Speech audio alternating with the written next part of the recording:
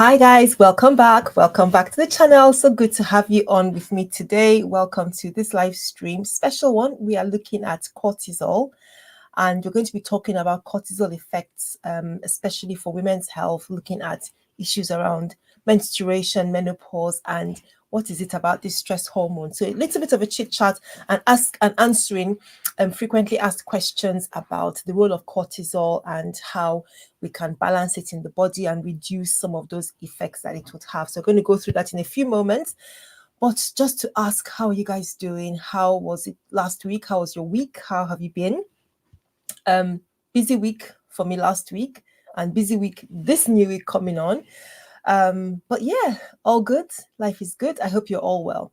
So if you've just clicked on the video and come onto the channel for the very first time, welcome. My name is Dr. Sylvia. I'm a consultant in general practice and I'm based here in the United Kingdom. And I am the anchor for Ask Away Health. I am the founder. I am the creative director, the clinical director for Ask Away Health. And our aim in this channel is just to talk about issues around our health, women's health in particular, but also sexual and reproductive health and everything that pertains to our family health. So we really talk about quite a few things on the channel. By way of disclaimer, yes, I'm a general practitioner, but the purpose of the channel is not to be your medical practitioner. That's not possible. It's not feasible.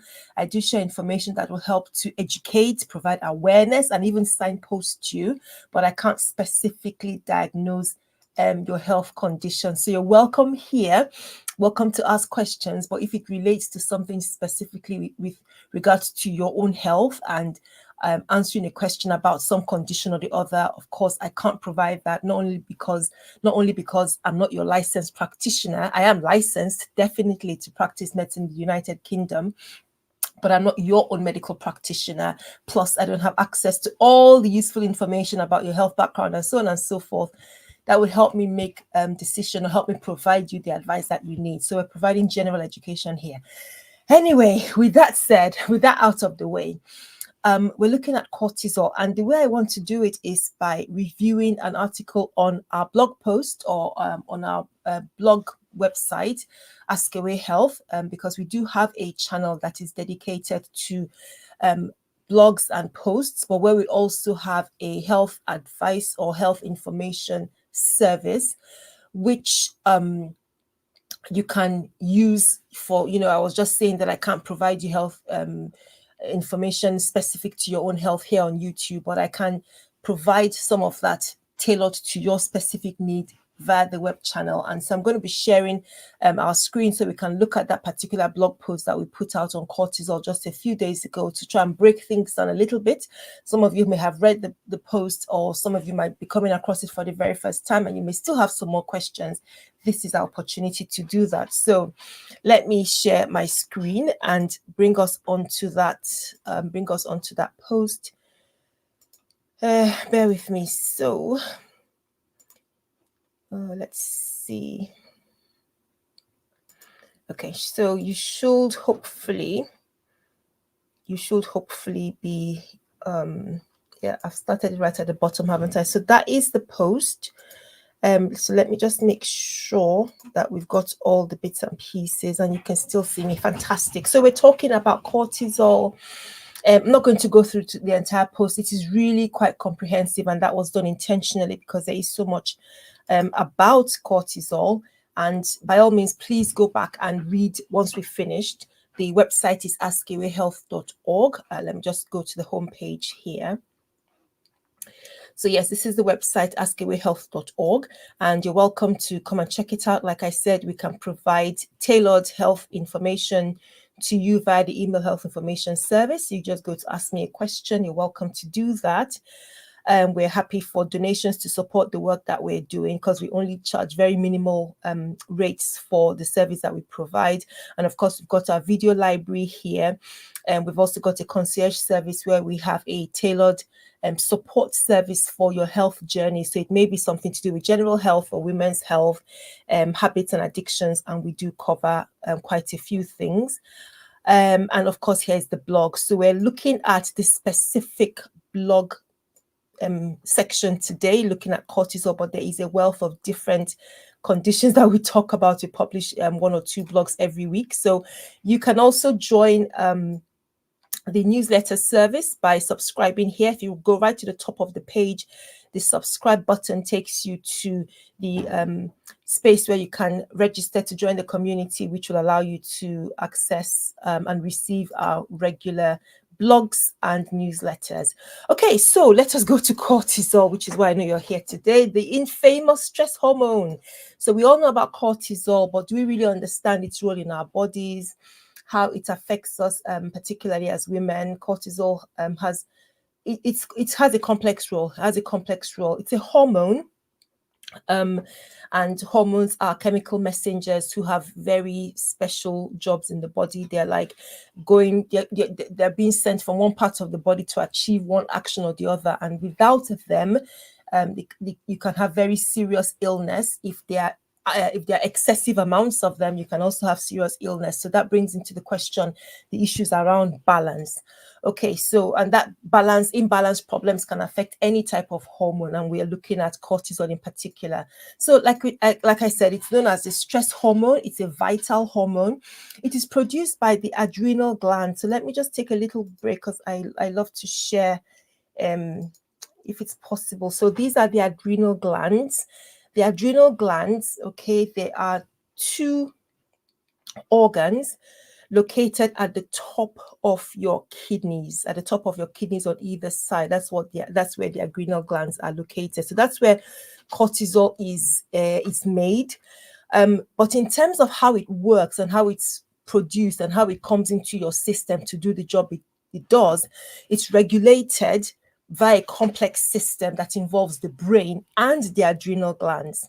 So first, the hypothalamus, which is in the brain, produces a hormone called CRH, and CRH is usually comes out, the brain produces or pushes out CRH when there's stress or different changes around the environment or in your body.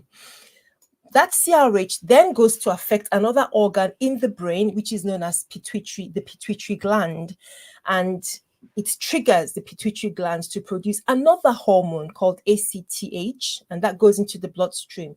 Is this second hormone, ACTH, that then signals the adrenal glands to release cortisol into the blood, where it can then begin to do the different things that it does. So those are the adrenal glands in purple color above your 2 kidneys, as I show in that drawing. Okay, so now that we have cortisol in the blood, what does it do? Many things, apart from, I know that we refer to it as a stress hormone, which is, yes, that is also what it does, but it helps to regulate metabolism. And that's really important, something that we're understanding more and more in terms of the challenge. When we come to that section, when we talk about the issues with weight gain or weight changes, particularly around perimenopause, or as people grow older, some of the challenges with losing weight can be linked to cortisol imbalance, especially when people are have gotten into a pattern of a chronic stress, high stress kind of life, and there's some they're not having enough sleep, or making diet choices that do not support good balance of cortisol with other hormones. So let's remember, please, that all these hormones are supposed to work in tandem with each other. No one is supposed to be working well and then the other is not working well for the body to be whole. They all have to be working in good balance. So it's important that we don't just blame cortisol alone as being responsible for ill health in stress conditions. Other hormones are also affected. But cortisol has a role in metabolism, helping to break down carbohydrates, fats, and proteins and converting them into energy. It also plays a role in controlling our blood sugar levels, reducing inflammation, so blood sugar levels, so that's relevant for diabetes. It's also important in reducing inflammation, and presence of inflammation we know can be associated with so many different conditions, and we're learning more and more things like, of course, cancer, things like fibroids, things like endometriosis, and we're learning about the role of inflammation, especially some of these conditions that we still don't understand how they happen.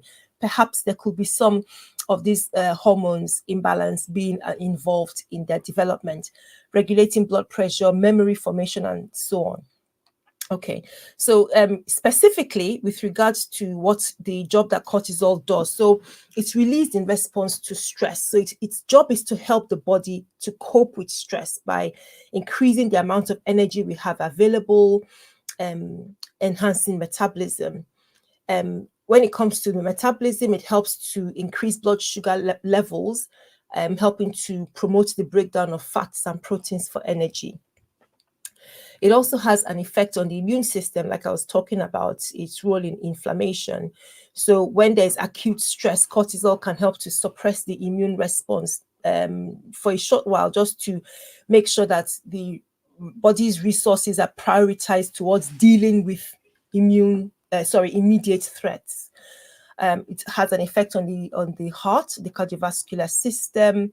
It can also have an effect on the bone, and again, that will be relevant not just for specific conditions like Cushing's syndrome, which is when you have excess amounts of cortisol being produced, but things like osteoporosis, thinning bones, which is relevant as we grow older and get into menopause. So that is not just estrogen deficiency that we're talking about when we come to thinning bones and osteoporosis around menopause. A imbalance of cortisol can also be affected there. So of course the brain, it's relevant in terms of brain function. It can affect thinking, memory, emotional responses. It can even impact the skin. It can have an effect on skin health and wound healing processes, and it can affect reproduction, which is also important for women. And I think we're going to have a little bit of a look of how cortisol does affect the menstrual cycle in a moment. So how does cortisol work in our daily activities? Now, cortisol is a hormone whose level go up and down throughout the day. So its highest really is when you first wake up, when you first get up in the when you first wake up in the morning. That's the highest level. It peaks at that point. Is actually doing that to help wake us up, and then its level gradually goes down towards the evening and the end of the day to help us sleep. But its levels can also shoot up when there is stress, and that stress can be whatever type of stress, whether it's physical stress, somebody, a car accident, for example, or emotional stress, or environmental stress, and so on. Okay, so cortisol helps the body cope with stresses. We've talked about all that. So the cortisol's daily rhythm and the way it's produced follows the circadian rhythm, like I've said, levels high in the morning and low at night, and it is related to our sleep wake cycle.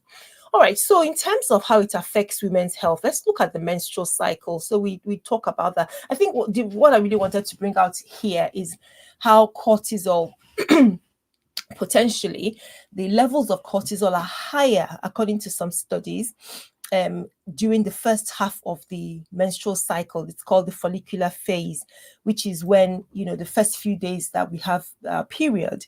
Let me backtrack. So the menstrual cycle is the on average 28-day period that a woman experiences from one episode of bleeding or menstruation to the next episode of menstruation, on average 28 days. Okay, now that is divided into half. Okay, and you have the first phase, which is follicular, and the second phase, which is luteal phase. And the midline is usually the period of ovulation. That's usually the midline. That's what divides these two halves of the cycle.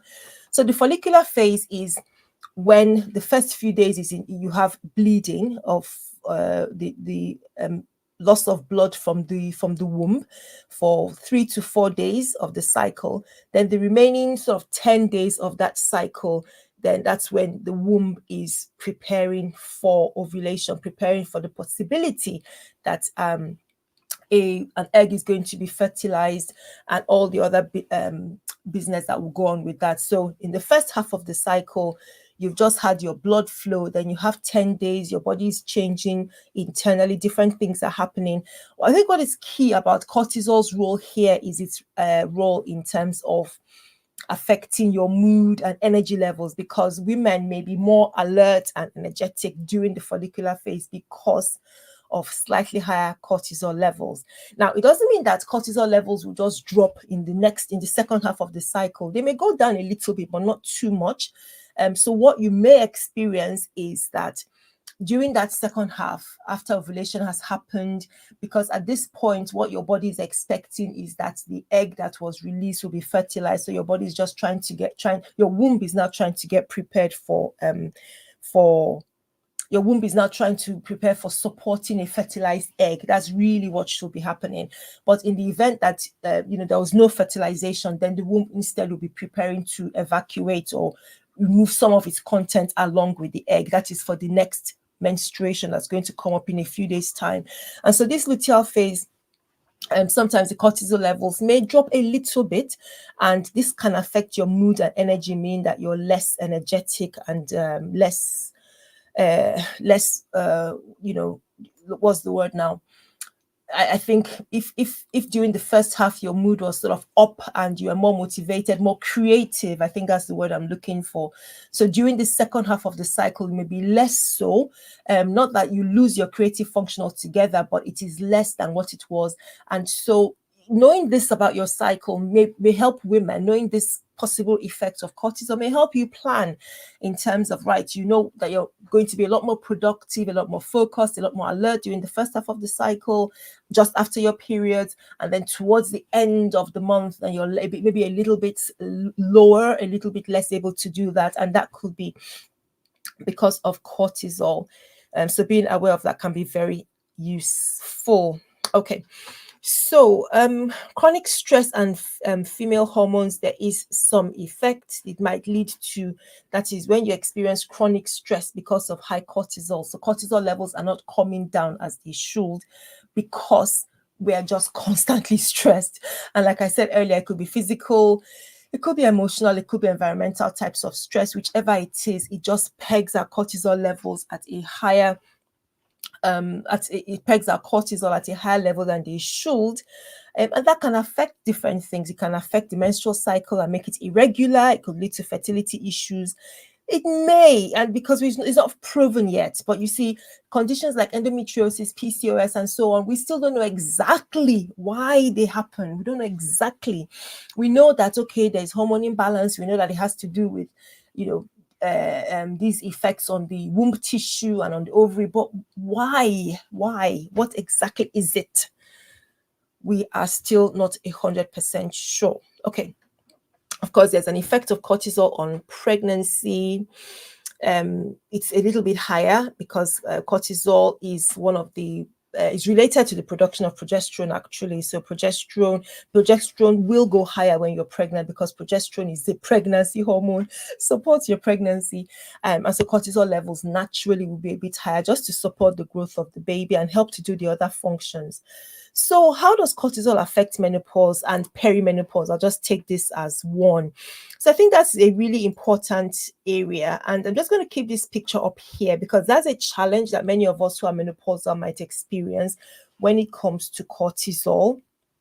And I put it up here because it's one of the challenges, and there are many challenges for a number of women when we enter into menopause, and it can be to do with just some of the menopausal symptoms like hot flushes and night sweats, but also issues with concentration, issues with memory, but of course, physical issues with sleep, tiredness, blah, blah, blah. There's a lot. I'm not trying to disparage them. I'm just saying that there's quite a lot.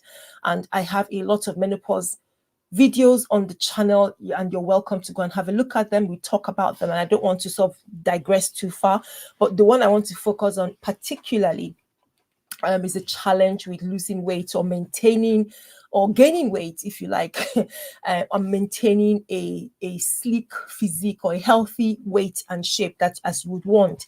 It can be a lot more challenging, and it may be as a result of cortisol imbalance in our system. And that's one of the reasons I thought it was useful for us to grow. So cortisol does affect menopause. Its levels can fluctuate during the menopause, contributing to the symptoms like hot flashes and mood swings. But if we're stressed, and by the time we get into the menopause, we're usually a lot busier. Life is not so carefree as it was when you were in your teens or your 20s, if I may use that expression loosely. Not saying that people in their 20s or teens don't have issues or busy lives. Of course, we all do. But the point I'm trying to make is that by the time you get into the menopause or perimenopause, perhaps you've started a family, you've got kids, young kids, and you're having to look after them. Maybe you're a carer, or you're now the caregiver for family, or you have very, very busy jobs. You may be in management positions and so on, things that contribute towards stress. So it could be that because we are in that stage of life, perimenopause and menopause, experiencing these symptoms, we then develop high cortisol levels, which in turn, because remember we said that this is one of the effects of cortisol is on metabolism. Because of this imbalance, we now experience higher chance of fat deposits around the tummy. So we're battling not just the fluctuating estrogen, we're also battling fluctuating cortisol and cortisol imbalance. And because of stress, we may experience high cortisol levels. And so it's really important to be aware of this when you're thinking about your health around the perimenopause or menopause. Okay, so let's look at specific scenarios around. Let me just take this off. Let's look at specific scenarios around cortisol. Okay, when it's too high or too low, because we'll talk a little bit about being too low, but the gist of this is to try and see what can we do to reduce or balance cortisol. So if you have very high cortisol, we've said it over and over again, it can be because of stress, but there are other different conditions where you could have high cortisol. Is not just stress. But if that does happen, so for example, it could be from a condition known as Cushing's disease, and Cushing's disease is actually a tumor of the brain. If you remember, I was just talking about, oh gosh, I thought I had a good picture. I haven't uploaded it. I'm sorry. I haven't uploaded the picture. I thought I had a good picture demonstrating Cushing's. Or I might actually be able to share the screen briefly so you can see the image. I'm just trying to find it if it's still on my system, and I will just share just so you can have a view. So Cushing's disease, I was just trying to explain, is when there is a tumor in the brain that leads to excessive amounts of cortisol, excessive amounts of the hormone that triggers the production of cortisol. So because the hormone is high, it triggers the production of cortisol, then cortisol level is high, and you develop something called Cushing's disease. And the effects of that would go all around the body because, like we said, cortisol has an effect on so many different functions within the body. So if somebody has high cortisol, I'm actually just trying to find the image which I thought I had downloaded earlier, and if I don't get it, then I don't get it. That's a shame. Okay.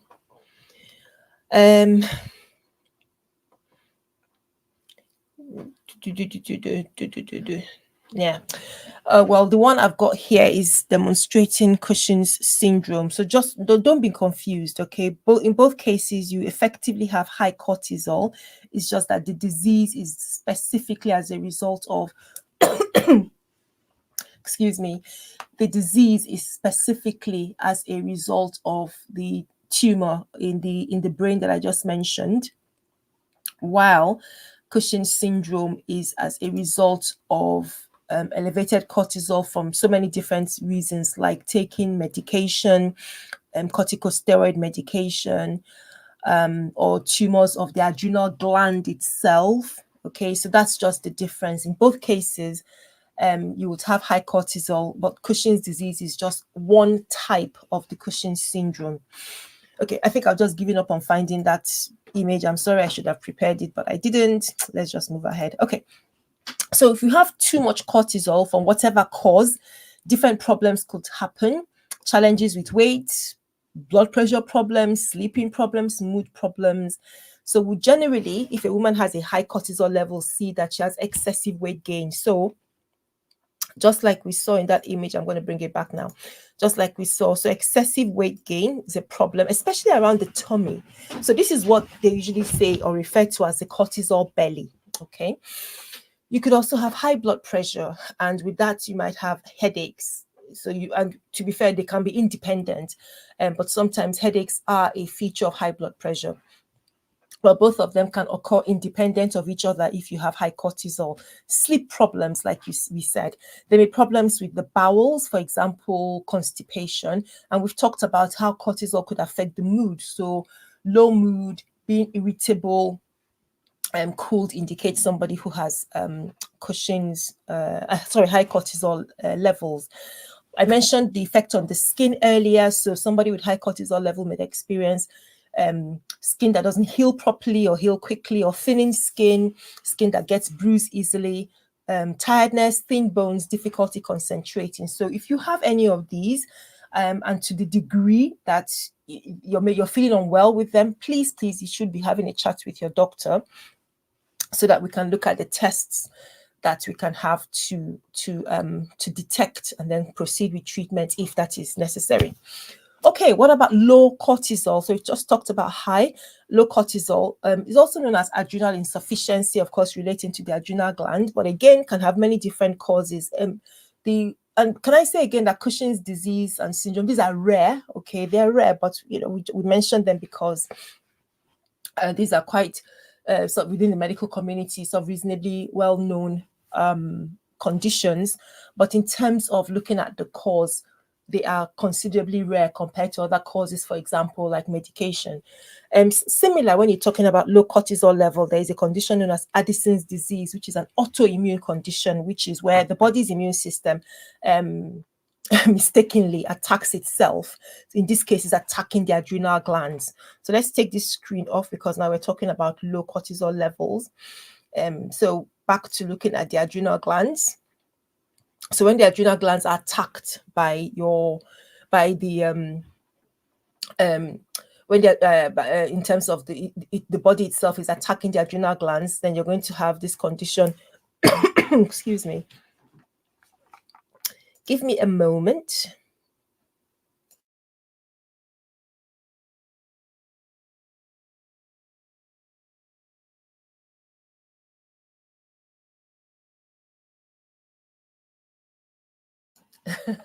I think it's the effect of too much talking today. So I've just had to wet the water pipe. Okay. So Addison's disease is where the body's immune system mistakenly attacks and injures the adrenal glands, and that can affect the production of cortisol. Now, this is a condition that can have life-threatening implications. It's really a condition that you have to be aware of certain restrictions, if I may use that term. Most people may need to be on some kind of maintenance dose of a steroid. With Addison's, if they fall ill with illnesses that others would consider fairly straightforward, maybe like a stomach bug or a urinary infection or something like that, they might need to have they should be given steroid very quickly, otherwise their bodies might shut down, otherwise it might be fatal if they're not treated properly. So Addison's disease, even though rare, it's an important condition, is associated with low cortisol levels.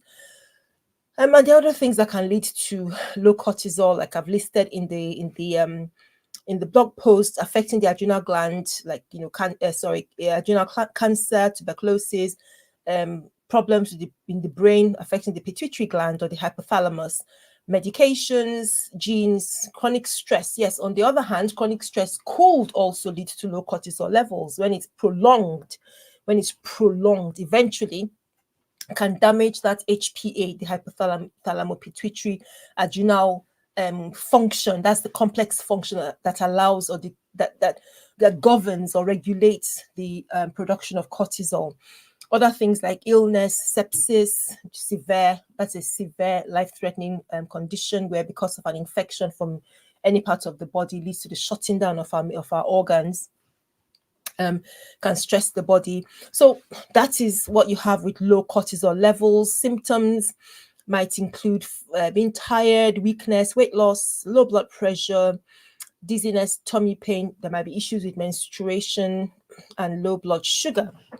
Okay, so just a few interesting things about cortisol. Buffalo hump. I've come across people asking, what is the buffalo hump? So that's why I'm a bit disappointed with myself for not having that picture of cushions, because I really thought, when I said, I thought that would be a good one, a really good one to demonstrate buffalo hump. Anyway, it is what it is. So buffalo hump just refers to the fat pad in between the shoulders that you may notice in some individuals, or yourself, if you have this kind of imbalance, or if you do, then you should be thinking that, oh wow, should I have my cortisol levels checked by my doctor?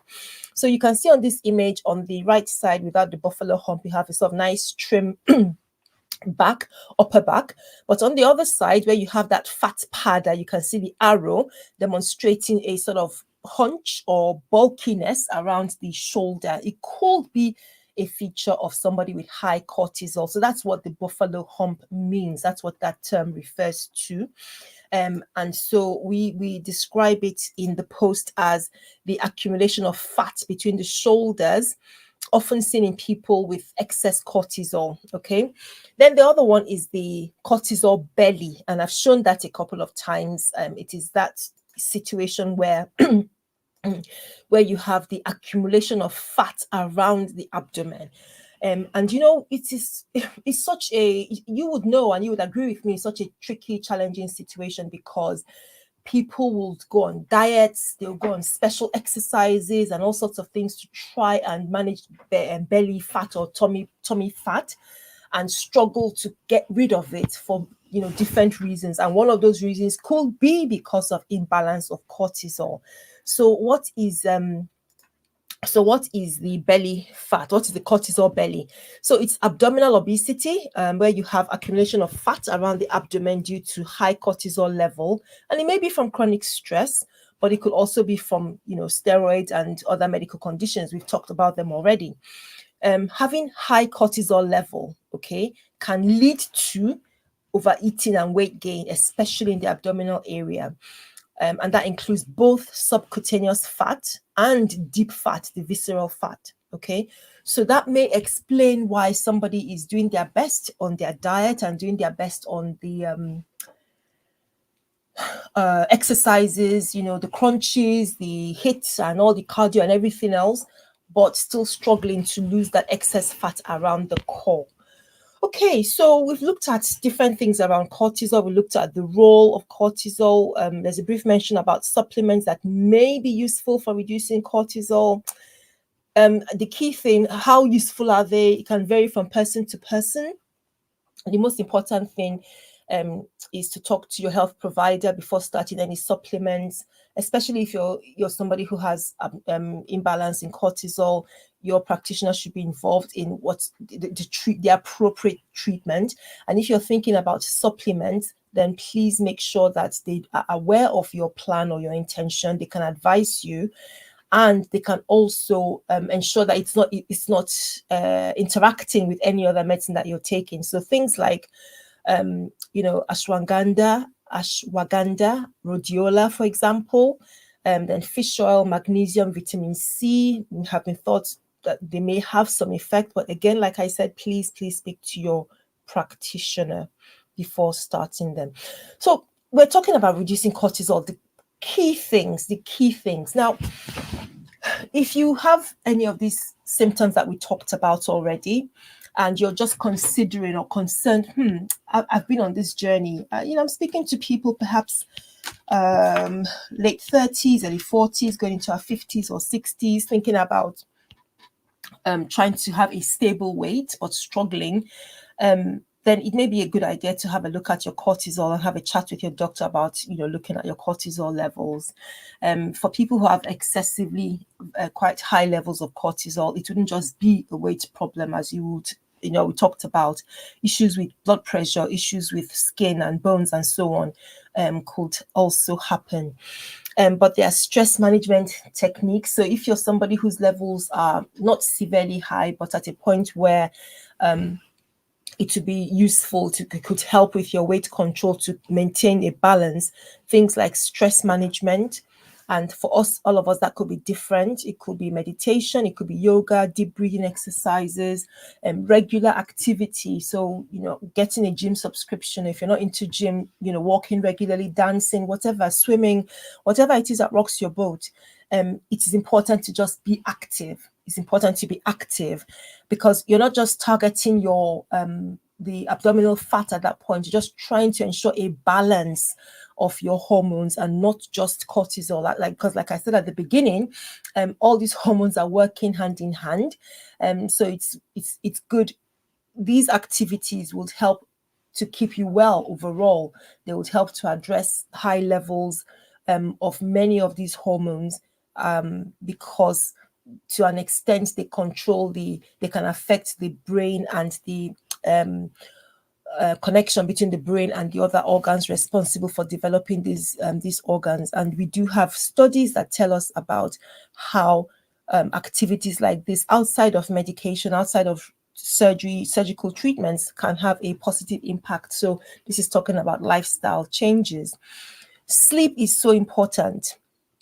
It's something that it's one of the things that we quickly lose in high stress situations. One of the things that quickly is a victim is our sleep. We quickly sacrifice it, maybe not intentionally. I know, I know that one of the first things that goes really is sleep, because you're either trying to work very, very, very hard to manage whatever the situation is, or you're awake in bed worrying about the situation, whichever it is. So sleep is so important, and important that when you're doing the exercise, when you're doing the activities, when you're doing the meditation and the deep breathing, you need to add in the regular sleep, 6 to 8 hours at least.